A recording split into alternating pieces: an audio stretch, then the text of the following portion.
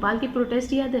अभी 2 हफ्ते पहले ही हुए थे। अभी लद्दाख में प्रोटेस्ट हो रहे हैं। आपको इन दोनों के बीच कुछ सिमिलैरिटीज नजर आ रही होगी। उसके पहले बांग्लादेश में स्टूडेंट प्रोटेस्ट करवा के शेख हसीना को हटाया गया और ये नैरेटिव चलाया गया कि वहाँ पे इलेक्शंस में धांधली हुई है।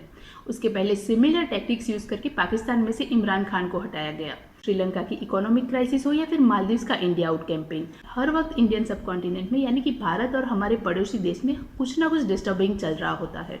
CIA हो, पाकिस्तान की ISI या फिर चाइनीज एजेंसीज, हर वक्त ये कोशिश में लगी रहती है कि कैसे इस एरिया को डिस्टेबलाइज किया जाए। लद्दाख से शुरू करते हैं।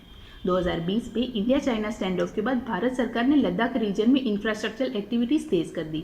हमने वहाँ पे हाईवेज बनाए, टनल्स बनाए, एयर स्ट्रिप्स बनाई और काफी कुछ हम कर रहे हैं। जाहिर सी बात है कि ये इंफ्रास्ट्रक्चर लद्दाख के लोगों के डेवलपमेंट के लिए तो जरूरी है ही, लेकिन इंडियन आर्म फोर्सेज की लॉजिस्टिक सप्लाई के लिए भी काफी अहम है।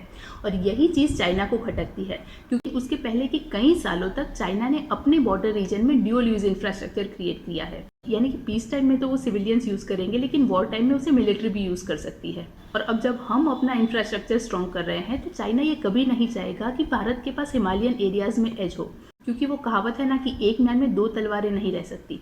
चाइना को ग्लोबल पावर बनने से पहले एशिया में सबसे स्ट्रॉन्गेस्ट होना पड़ेगा और चाइना के इस मंसूबों के बीच में भारत आ जाता है। दूसरा, भारत का ग्लोबल जियोपॉलिटिक्स में रोल बढ़ता जा रहा है।